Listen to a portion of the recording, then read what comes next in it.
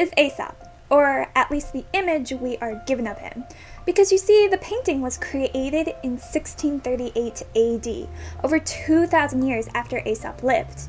But then again, did Aesop ever live? Or are his fables simply a collection of tales told by various people and collected by someone else under Aesop's name?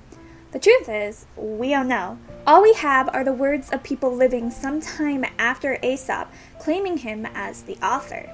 This doesn't mean we don't know anything. The people who claim Aesop to be a real person have a story of him to back them up. One of the earliest mentions of Aesop comes from Hedrius, who claims Aesop lived sometime around the 7th century BC. From there, tons of other ancient philosophers mention this teller of tales until eventually a book is written telling of Aesop's life. The Life of Aesop was written by an unknown author sometime in the 2nd century. This tale, as well as the description of others, has Aesop as a clever slave who freed himself through the use of his tales and wit. They talk how children used to scream upon looking at him due to how deformed he was, but that his mind well made up for his appearance. His tale is also directly connected to the Greek gods, who aid him by giving him the gift of speech where before he was unable. Aesop's life has a tragic end when he upsets the wrong people and finds himself thrown off a cliff.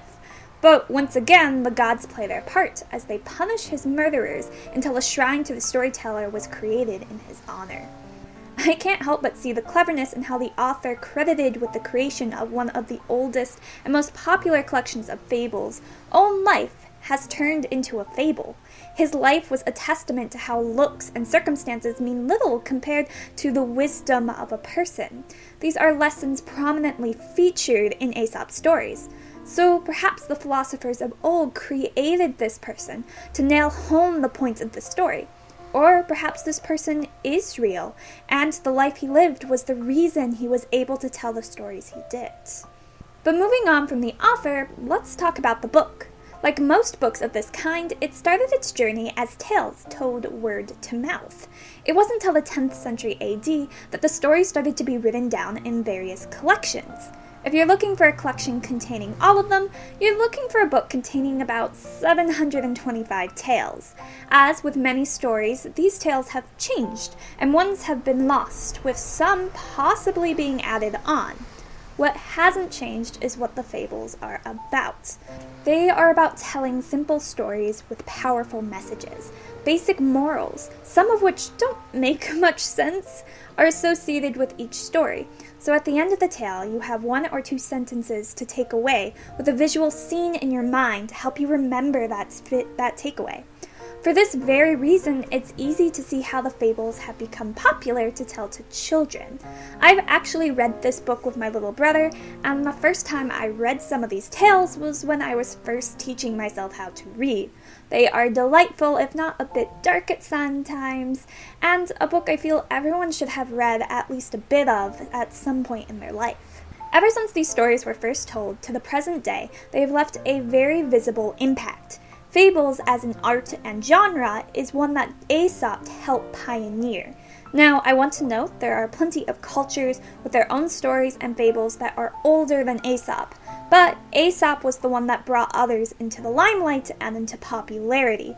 Almost every genre has a book like this, a book in which it makes the genre popular without being the first of its kind. And for the fables, this book happens to be Aesop's. This book has also been a cornerstone to basic moral teachings in children. Don't judge a person based on their looks. Slow and steady wins the race. Even the smallest mouse has skills that can help the mightiest of lions.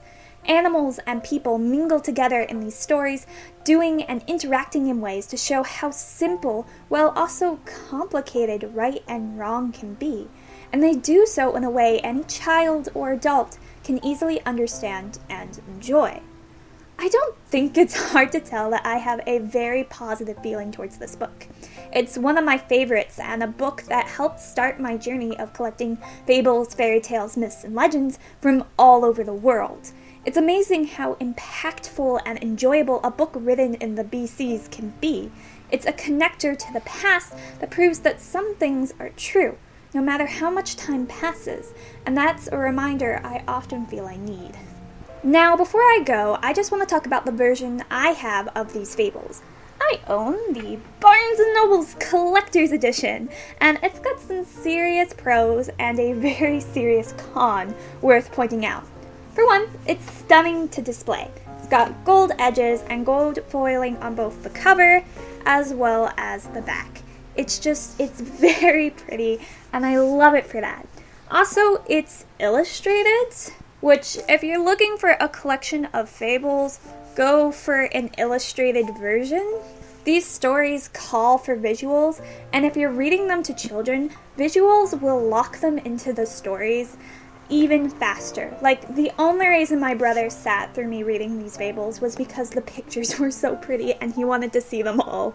The illustrations in this version in particular are fun in that they have multiple illustrators with very distinct styles throughout the entire book.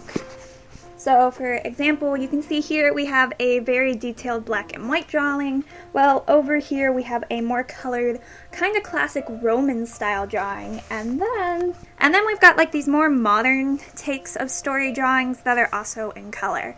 I personally love the fact that this book has illustrations of very differing styles. I think it mixes these styles in such a way that it stays pretty true to the stories inside of them. But there is a con to this collection, and that comes through the translation. It is a very modern and Europeanized, for lack of a better word, translation.